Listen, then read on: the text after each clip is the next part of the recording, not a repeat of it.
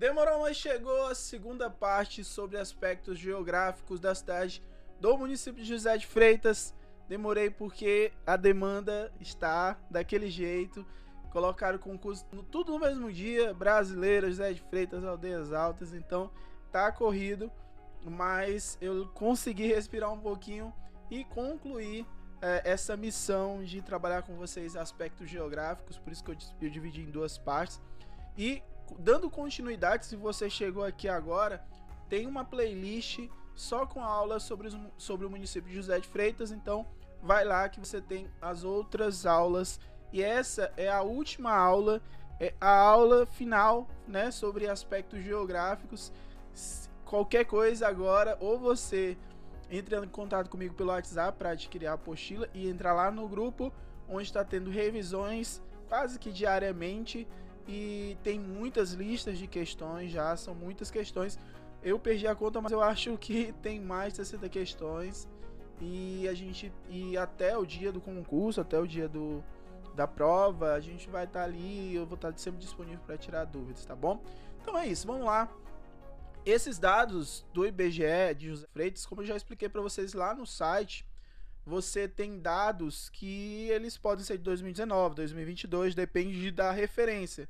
Nesse caso, quando a gente está falando sobre meio ambiente, é de 2019. Então, apresentou uma área urbanizada de 11,40 km².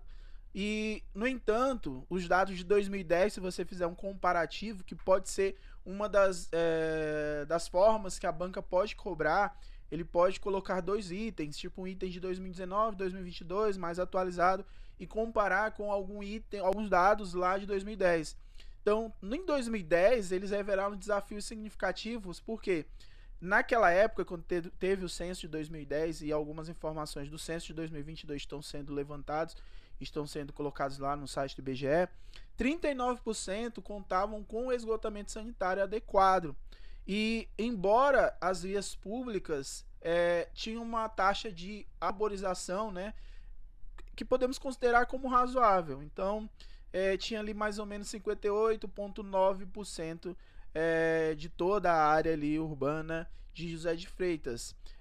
A urbanização das vias públicas, a gente pode considerar também como mínima, né, porque registrava naquela época, em 2010, 0,2%. Outro ponto importante e que você tem que ficar atento, tá, pessoal? Alguns alunos sempre me perguntam, mas professor, quando chega aqui ele fala sobre o município estava inserido no bioma do Cerrado. E vamos lá, gente, eu vou repetir isso porque eu acho que já falei em outras aulas de outros municípios. Segundo o IBGE, e a referência do IBGE são os biomas do Brasil. Então, essa localização ele coloca como Cerrado. Está errado? Não está errado. Porém, quando olhamos para as características, ou seja, sobre a vegetação, o tipo de vegetação dessa região, aí a gente vai falar sobre Mata dos Cocais. Se você não conhece, se você é de fora dessa região de Teresina, José de Freitas, Mata dos Cocais, você tem o coco-babaçu, você tem a carnaúba. É até um elemento importante para a própria história do Piauí, para a própria economia do Piauí, principalmente dessa região. Eu vou relembrar a vocês que o Piauí, a origem do Piauí está relacionada à pecuária, à chegada de criadores de gado, né, a formação de currais, Vila da Mocha e outros depois bandeirantes, como Jorge Velho. Então, assim, você tem inicialmente no Piauí, a história do Piauí com a pecuária, né? Aqui no território do Piauí, Ceará, Piauí e Maranhão é considerado como o sertão de dentro. Mas lá no finalzinho do século XX, você tem uma mudança, né? A economia ela começa a migrar para a questão da cera da carnaúba. Então, essa região de Teresina, né? Essa região imediata, Teresina intermediária, você tem essa economia voltada para o babaçu, para a cera da carnaúba. Por isso, o que você precisa ficar atento? Ele pode falar, sim, sobre bioma cerrado com características de vegetação como Mata dos Cocais. Por quê? Mata dos Cocais apresenta transição. Então você pode ter exemplos de vegetações do Cerrado, exemplos de vegetações da Caatinga e da Mata dos Cocais nessa mesma região, ok? E sistema costeiro marinho a ausência de áreas costeiras ou marinhas. Isso é óbvio, eu acho pouco provável que ele venha cobrar isso. Sobre o território, pessoal, tá? Esse aqui, sobre o território, então a gente vai ficar bem atento a esses elementos, porque na maioria dos concursos eles acabam cobrando esses itens, tá? Então, território é algo que você tem que estudar mesmo, tá? Eu não estou dizendo aqui para você que vai cair isso na prova, tá? É uma coisa que eu sempre alerto aos alunos. A banca tem lá os seus... A galera que vai fazer as questões, eu não tenho nada a ver com essas pessoas, eu não conheço ninguém. Então, o que eu estou fazendo aqui é basicamente ajudando com o meu conhecimento e com aquilo que eu juntei nos anos que eu tive, né, dentro da escola, trabalhando História e Geografia. Então, a área territorial é de 1.538.172 km². Isso em 2022. Por que, professor, sempre o senhor coloca a referência da data? Por quê, pessoal? Porque lá na questão ele vai te dar essa referência da data, tá? É importante para te localizar. Então, quando você estiver falando sobre território, você tem que ficar atento a esses detalhes e principalmente por essa questão da questão também na frente possa ser anulada ou não, tá? Então vamos lá. Então, só para repetir, a área territorial de 1.538,172 km² em 2022. A posição na hierarquia urbana, professor, hierarquia urbana. Então, se na questão ele for cobrar sobre isso, ele vai colocar hierarquia urbana. Centro local 5. Ele está falando aqui sobre essa região, né? Então, ele tem uma região. A importância de José de Freitas é diferente de Teresina, né? Que você tem influência sobre outros municípios. José de Freitas, ele recebe influência de outros municípios. E aí até você vai ter isso quando ele vai falar sobre a sua influência estar ligada ao arranjo populacional de Teresina. Então, assim, a questão da economia, a questão do trabalho, o fluxo de pessoas indo e voltando de José de Freitas para Teresina. Existem pessoas que vêm trabalhar em Teresina ou vão trabalhar lá em José de Freitas. Então, a área de influência populacional, o arranjo populacional, a gente vai falar já já sobre região imediata e intermediária, mas se tratando de arranjo populacional Teresina, Piauí. E na divisão administrativa de 2021, encontra-se aqui, é um ponto extremamente importante, tá, pessoal?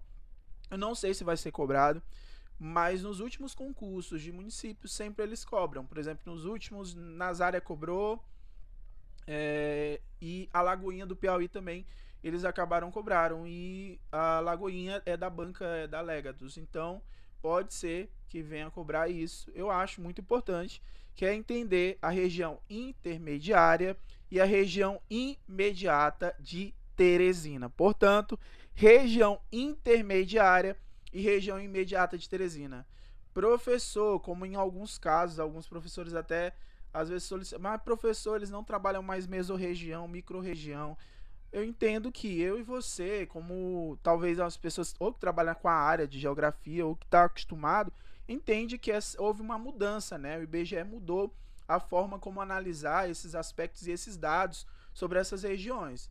Mas aqui a gente está falando para o macro, eu estou falando para muitas pessoas. Então, eu preciso que você entenda que houve uma mudança, tá? A partir de 2017, a divisão administrativa ela é analisada através de região intermediária e região imediata, portanto, de Teresina, tá?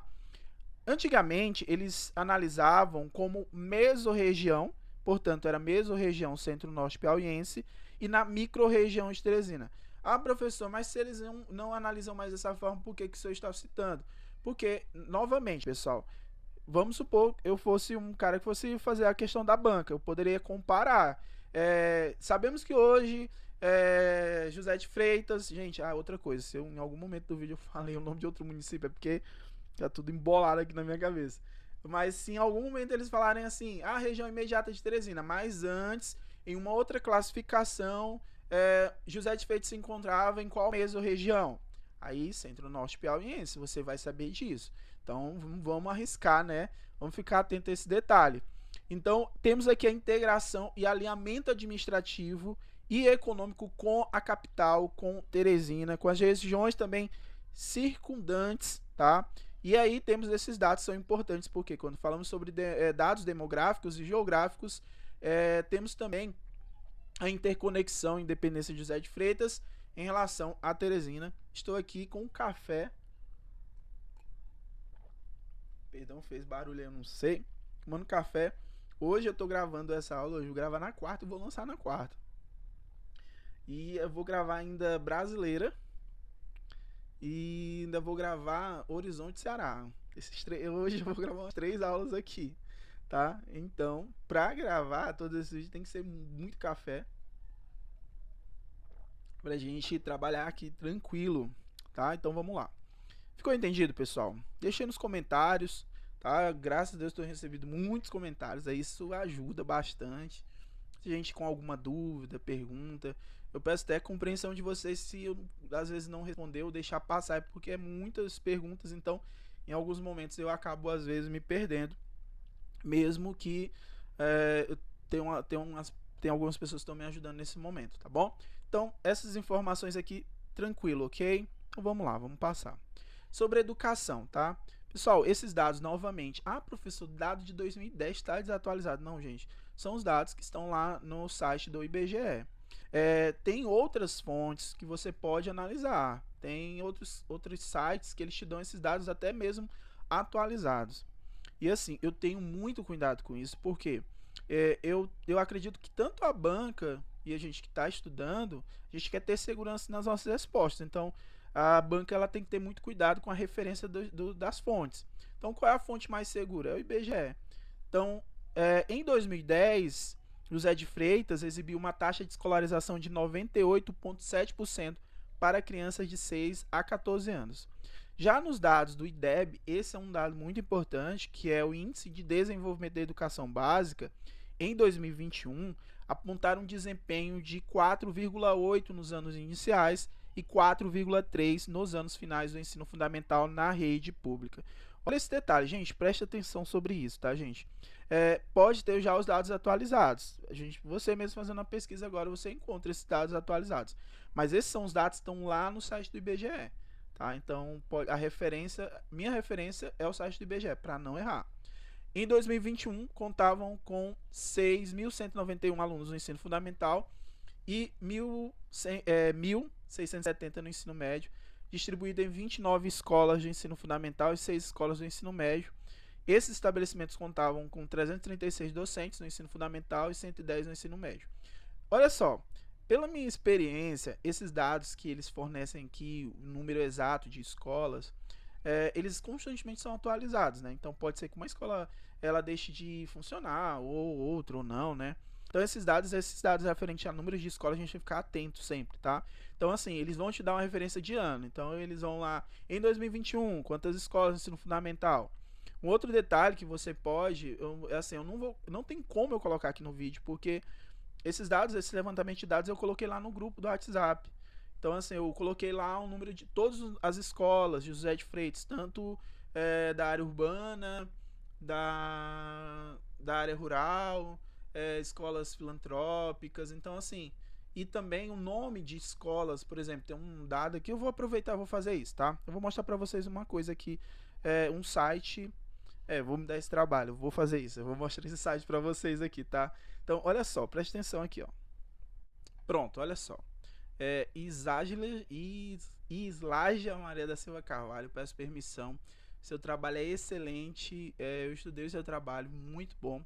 E aqui uma fonte muito interessante, tá? A monografia, né, do curso de História, né, dela. A professora, a orientadora dele é a professora Cristina Cunha de Araújo. E eu vou colocar no link aqui na descrição desse vídeo para você ter acesso a essa monografia, tá? Essa monografia, ela é de acesso mesmo, ela é da FAMEP, tem um site todo certinho para você pesquisar. E você analisando essa obra, você tendo um tempo, eu fiz isso para os meus alunos, né? Eu peguei, li e eu trouxe essas referências para eles, tal. Mas lá no fim da monografia, aliás, a monografia é muito boa, tá, pessoal? Tem muitas informações, até mesmo sobre a história de José de Freitas, tá? E aqui, olha, ele vai falar sobre a Vila Tejo, né? Se eu fosse fazer uma questão para José de Freitas, eu ia falar sobre a Vila Tejo, porque ela é muito importante para a própria história de José de Freitas, né? Então aqui ele fala, ela fala, né, imóvel situado na rua Hugo Napoleão, onde servia de residência para José Almendra. Um outro detalhe, até aproveitar essa aula, porque alguns alunos, e até mesmo acho que num slide, lá nas primeiras aulas, na hora de transcrever, eu acabei colocando Almeida, mas é Almendra, tá, pessoal? Almendra Freitas. José de Freitas iniciou sua construção a partir de 1912, finalizando em 1917. Tinha uma arquitetura baseada no estilo colonial português. Enquanto residência, José de Freitas costumava receber seus amigos para eventos sociais e festividades. Né, o chalé também foi utilizado por Dr. Natan Portela como residência para os finais de semana e atualmente foi reformado e atualizado como sede da Secretaria da Educação. Olha só, isso aqui pode ser questão, tá?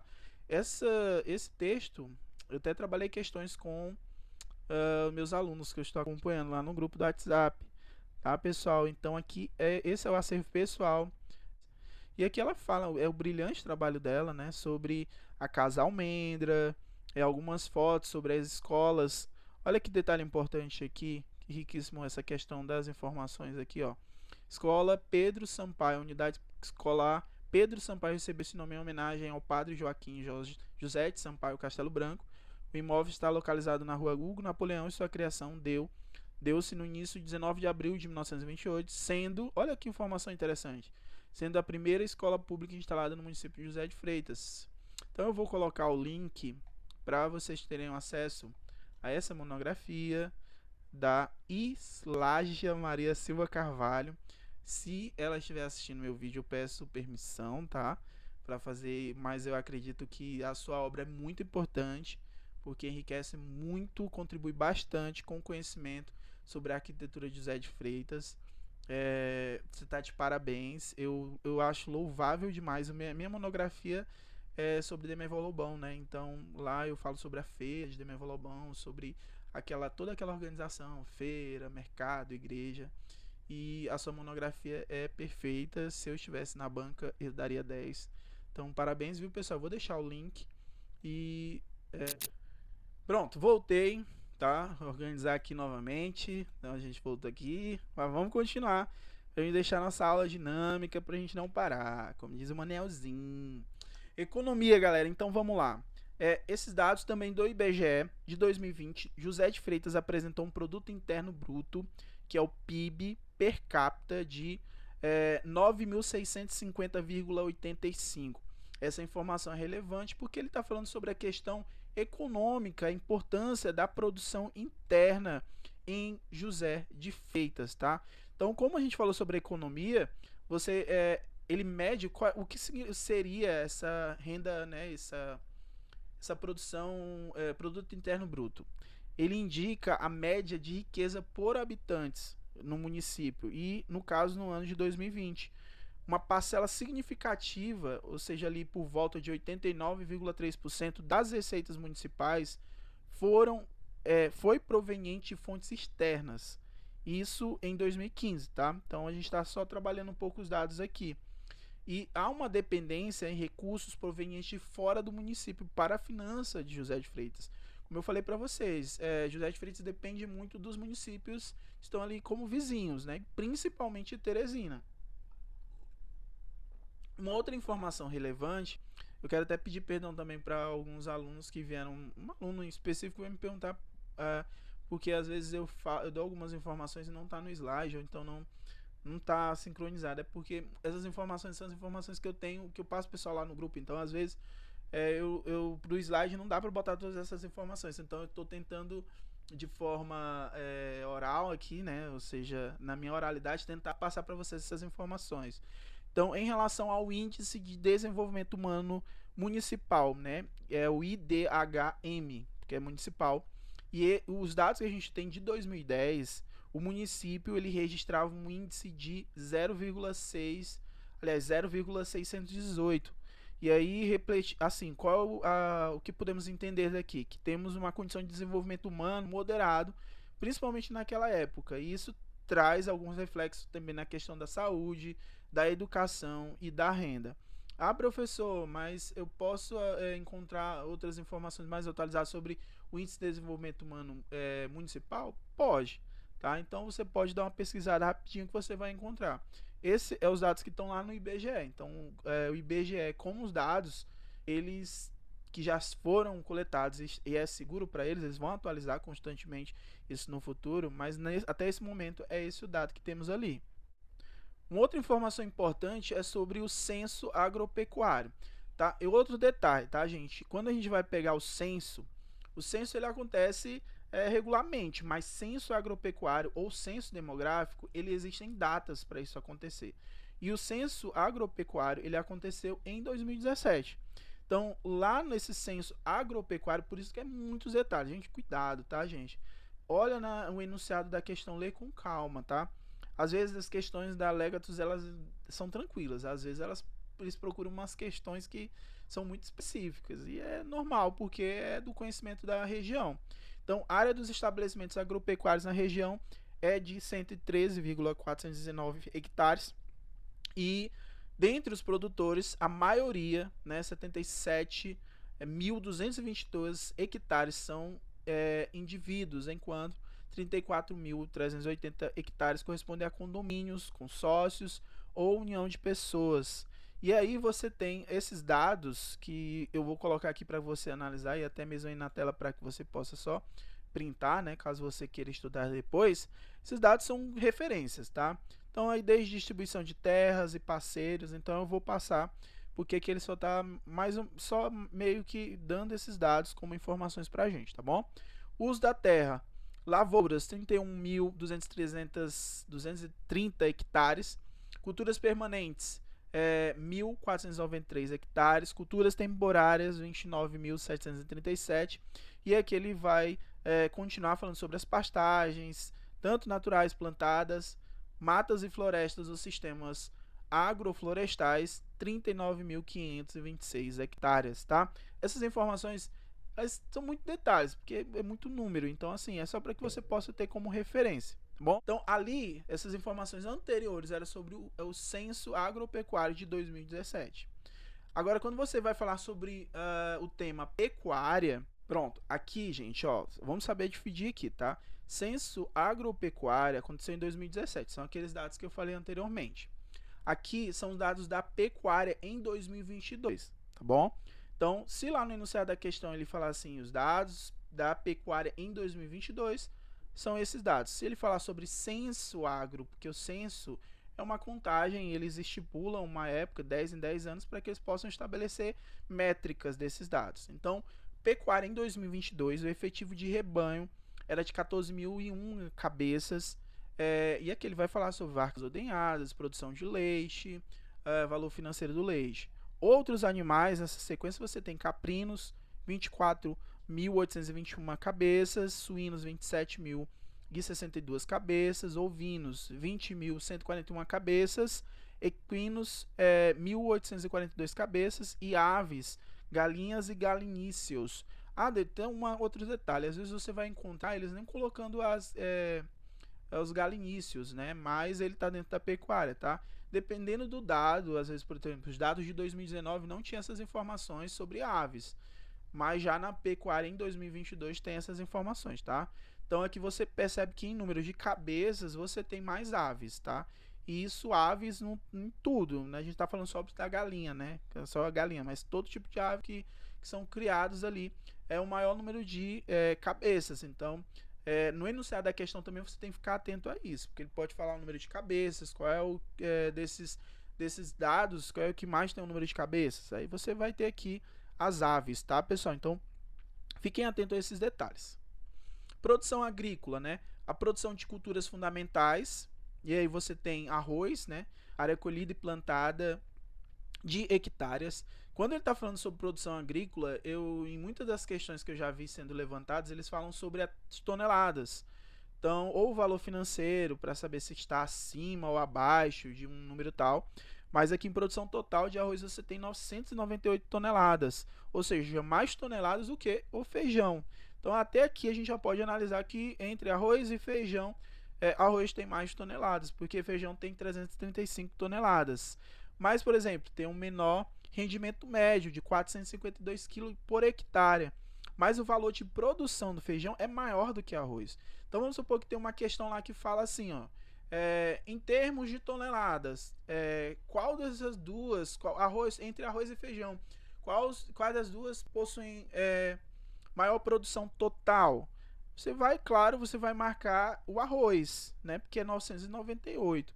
Mas se a questão for falar sobre valor de produção, você vai perceber que o feijão, mesmo tendo o menor número de hectares e o menor número de toneladas, você tem um valor de produção maior. Então essas informações você tem que ficar atento. Por isso que eu tudo bonitinho organizado aqui, tá? Sobre o milho, olha só, vamos comparar o milho com as outras duas, tá? Deixa eu beber aqui um cafezinho pra... Desculpa, gente. Vamos lá. O milho, 601 toneladas, né? Então vamos lá. Eu vou voltar aqui. O arroz é 998 e feijão 335. Então, o arroz ela vence, né? E tá vencendo aqui quando fala sobre toneladas. Mais valor de produção, 240 mil do milho, né? E aí o feijão ganha em valor de produção, né? Então aqui a gente consegue comparar. Eu acho legal você olhar isso com calma e comparar, tá, pessoal? Impacto na produção e valores gerados, cultivos com número significativo de produção e rendimentos por hectare, contribuição para a economia regional com valores financeiros gerados pelos cultivos. Galera, outro detalhe, esse meu QR Code aqui, ele não tá funcionando, eu esqueci de colocar nesse slide, tá? Então, se você quiser ainda adquirir a apostila, é o link na descrição, tá? Porque aqui nesse QR Code não vai mais, que ele já venceu, tá? Olha, tá tudo corrido, tá tudo no improviso, me perdoem, pessoal, vamos lá. Mas aqui sobre produção agrícola de lavoura permanente, temas de questões também, já caíram em questões já de Buriti dos Lopes, não nesse último concurso, mas nos concursos de 2 anos atrás. Então você tem produção de frutas diversas, também aqui tá muito, ó, tá lindo esses slides aqui, tá? Tem que agradecer aqui a minha esposa que trabalha comigo hoje, né? Graças a Deus eu tô aproveitando para conversar com vocês também, tá? Às vezes eu trago muita aula aqui e é só assunto, mas eu tenho que atestar para vocês algumas coisas que aconteceram na minha vida depois que comecei a trabalhar com conhecimentos locais, né? Uma delas foi ter minha esposa para trabalhar aqui comigo juntos, né? Então hoje a gente tem uma empresa, né? Então isso eu queria até compartilhar, aproveitar para falar isso para vocês, porque hoje quando você vê esse logo aqui, Professor René, né? Hoje a Professor René é uma empresa, né? A gente tem CNPJ e tudo, olha que chique a gente tá, né? E a minha esposa tá aqui trabalhando comigo, hoje a gente trabalha junto nessa empresa, então a gente é uma equipe e a gente tem crescido bastante e esse crescimento só está acontecendo por causa de vocês, tá? Porque vocês acreditam no nosso trabalho, a gente tem trabalho se dedicado, assim, a dedicação é quase que total, é 24 horas, eu atendo pessoas às vezes à noite, 10 horas da noite, por isso que às vezes eu nem atendo, porque eu tô muito cansada, aí eu deixo para atender de manhã, mas tem sido assim, tá? Então é só para atestar isso, eu fico imensamente grato. Eu louvo a Deus por isso, eu sou grato. Na minha condição, eu só creio que tudo que aconteceu na minha vida, que está acontecendo na minha vida, o carinho de vocês, as mensagens, é Deus. E até aproveito aqui também esse espaço para uma inquietação no meu coração sempre, né? É que, gente, eu faço o possível, eu luto, eu vou atrás de informações, eu conto com muita gente boa. Tem muitos alunos que vêm conversar comigo, desenvolver amizade com muitos aqui, a gente vai conversando. Mas as questões são feitas pela banca, então assim, eu não é desculpa minha, né? Mas como eu tô falando, a gente luta, dá muitas informações para tentar, porque a gente luta aqui para que dê tudo certo. Então eu torço aqui que dê tudo certo para vocês. E a gente continuando aqui, temos aqui lavoura permanente, banana, castanha de caju. Novamente, pessoal, você pode fazer esse exercício, entender número de hectares, castanha de caju tem mais hectares, mas em número de toneladas de produção, banana é maior. Então, o valor de produção também é algo que chama muita atenção. Então, vou passar aqui, ó. Sobre valor de produção, olhando aqui, a gente já pode perceber que manga tem um valor de produção maior, né?